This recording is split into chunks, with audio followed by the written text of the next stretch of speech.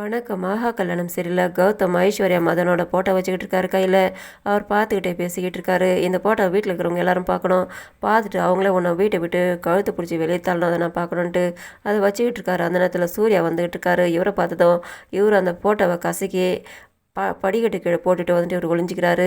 அவர் phone பேசிக்கிட்டு வரதுனால அதை கவனிக்காமல் போயிட்டாரு. அதுக்கப்புறம் அவர் எடுக்கலான்னு வர நேரத்தில் கீழே இறங்கி வராங்க மகாலட்சுமி. இந்த ஃபோட்டோவை அவங்க எடுத்து பார்த்துட்டுறாங்க. பார்த்து ஷாக் ஆகிறாங்க. இது எப்படி இங்கே வந்துச்சுன்னு தெரியலன்ட்டுவங்க அந்த பக்கம் இவங்க பக்கம் திரும்பி பார்த்தாக்கா யாரும் காணோம். இவர் ஒளிஞ்சிக்கிறாரு. இவங்க நேராக ஐஸ்வர்யா கிட்டே வராங்க. இந்த ஃபோட்டோவை அவங்க மூஞ்சில் எறிகிறாங்க. இன்னும் நீ மாறலையா? அவன் புத்தி இன்னும் நீ மாற்றிக்கவே இல்லைன்னு அப்படித்தான் இருக்கியா? வீட்டில் எவ்வளோ பிரச்சனை நடந்தது ஒன்றால். அது இல்லாமல் இந்தமாதிரி என்னென்ன பண்ணிக்கிட்டு இருக்கியான்ட்டு திட்டுறாங்க.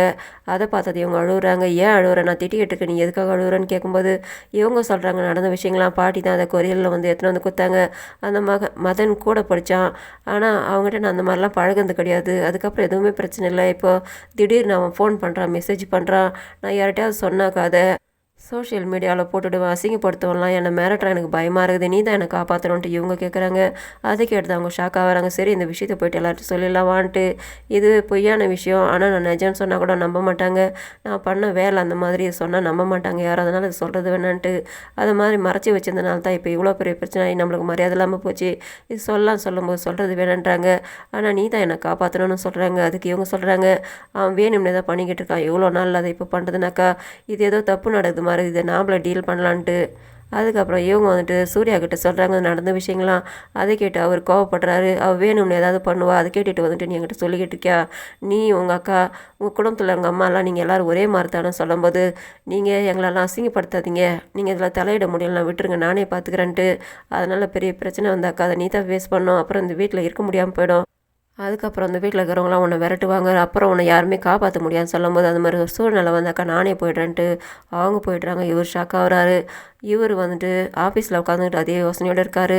அப்போ இவர் ஒரு போலீஸ் இன்ஸ்பெக்டர் ஃபோன் பண்ணிவிட்டு இந்த விஷயங்களை சொல்லி அந்த மதனில் யாருன்னு தெரியல, அவன் கூட படித்து வந்துட்டு இப்போ இவ்வளோ மிரட்டிக்கிட்டு இருக்கான், ஏதாவது சொன்னால் கொண்டு அவன் சோஷியல் மீடியாவில் போட்டுன்ட்டு மிரட்டிக்கிட்டு இருக்கான். அவனை பற்றி யாருக்குமே தெரியக்கூடாது, இது கம்ப்ளைண்ட்லாம் நான் பண்ணல, அதனால் இவனை பற்றி கொஞ்சம் விசாரித்து சொல்ல முடியுமான்னுட்டு இவர் சொல்கிறாரு. அவரும் சரின்றாரு. இதே நேரத்தில் கோடீஸ்வரி கனவு கண்டதை நினச்சி வருத்தப்பட்டு உட்காந்துக்கிட்டு இருக்காங்க. இவங்களுக்கு வேலையே ஓடல. அதனால் இந்த கனவு பழிச்சிடக்கூடாதுன்னு இவங்க பிரபாவை கூப்பிட்றாங்க. இந்த பொருளெல்லாம் எடுத்துன்னு போய் சமையல் கட்டில் வைன்றாங்க. அவங்கள வச்சுட்டு வந்துட்டு நான் வெளியில் போகிறோமான்றாங்க. நீ வெளியிலலாம் போகக்கூடாது, நீ வந்து சமையல் செய்ய எனக்கு கூட முடியல, வந்து சமையல் செய்யன்றாங்க. என்னம்மா சொல்லிக்கிட்டு இருக்க? நீ ஏன் நீ என்ன இப்படி சொல்லிக்கிட்டு இருக்க? நீ என்னை நம்பலையான்னு சொல்கிறாங்க. இல்லடி நீ வீட்டில் இருந்து வேலை செய்ய எனக்கு உட முடியலன்றாங்க. இல்லைம்மா நீ என்னை நம்ப மாட்டேற, ஏம்மா நீ இப்படிலாம் நினச்சிக்கிட்டு இருக்க? நான் அந்த மாதிரிலாம் எதுவும் தப்பு பண்ண மாட்டேன்ட்டு இவங்க வெளியில் கிளம்ப பார்க்குறாங்க. அப்போ நீ எங்கிட்ட 2 சத்தியம் பண்ணிவிட்டு அதுக்கப்புறம் நீ வெளியில் போன்றாங்க.